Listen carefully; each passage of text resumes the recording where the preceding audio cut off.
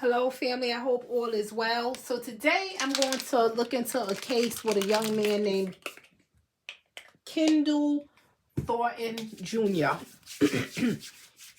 So let's look in and see what the ancestors give us revelation into. I want you all to know that this is all allegedly, right? Because you all know I have to say these things.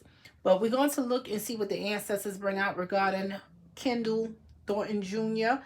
From what I know is that this young man was in a car wreck. He was 21 years old from what I read. And when they got the call that it was a wreck on the highway, when they discovered his car and was trying to get the young man out of the car, they discovered that it was bullet holes riddled in this car as well. So now they're treating this case as a homicide. So let's look and see what the ancestors bring out regarding Kendall Thornton Jr. Right? I am doing a voiceover, family. So right now I'm just going to speak about some of the things that not only came out in the spread, but some of the energies that I've picked up while tapping into this energy. One thing that I'm going to say is that the suspects who is involved in Kendall's death, they knew each other. Okay, they are cousins, so they know each other. Another thing is they're connected by some kind of schooling, so they could have went to school with Kendall, but it seemed like one of them knew Kendall. Okay, one of them knew him, but one of them was introduced to Kendall, so it probably was like an acquaintance of Kendall. So this is what I'm picking up, like an acquaintance to him, but not really known to him. But one of them Kendall did have like kind of a relationship with. I did pick up the energy that Kendall knew some things about a previous homicide. And it doesn't mean that Kendall have to be a bad person, but it just lets me know that, I picked up a lot of mixed energy in his read. So it lets me know that he's not sharing his energy with the best of people whenever I'm picking up energy like that, because it's like multiple energies coming out that's not the best. So he share his energy with somebody that, doesn't do the best things. And that doesn't mean that he has to be a bad person. I also picked up the energy that someone is connected to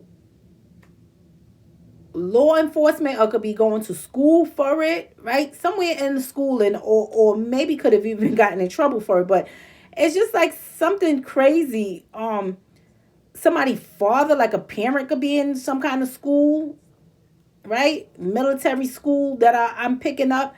And I'm not certain if this is Kendall, or if this is the suspect, one of the suspects' parents.